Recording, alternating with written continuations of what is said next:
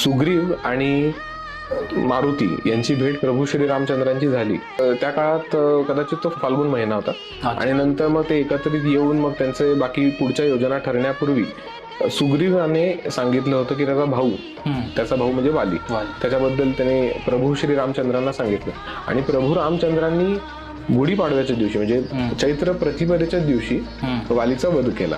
हा देखील एक महत्वाचा दिवस मानला जातो. शिवाय अजून एक गोष्ट प्रभू रामचंद्रांविषयी आहे की जेव्हा ते वनवासावरून परतले तर तो देखील हाच दिवस होता. आपण बऱ्याच ऐकलं असेल की गुढीने त्यांचं स्वागत केलं, हे देखील आहे. इंद्राने वृत्रासुराचा वध याच दिवशी केला, हे देखील महत्वाचं आहे. अजून एक इंद्रा संबंधित एक कथा आहे. चेदी देश नावाचं एक राज्य होतं. तिकडचा एक राजा वसू, त्याचं नाव होतं उपरिचर.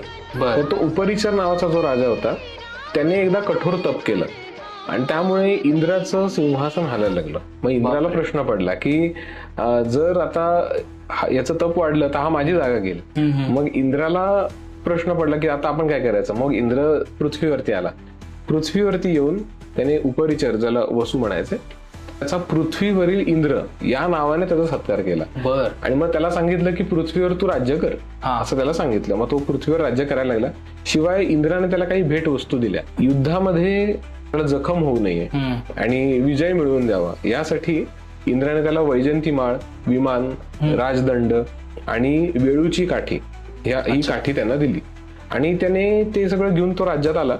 तर राज्यात आल्यानंतर वेळूची काठी, ज्याला कळकीची काठी म्हणतो आपण, ती जी काठी होती ती त्यावर थोडे वस्त्र अलंकार लावून तटबंदी किंवा बाउंड्री जी आहे वेश, त्या वेशीवरती त्याने ती अडकवली.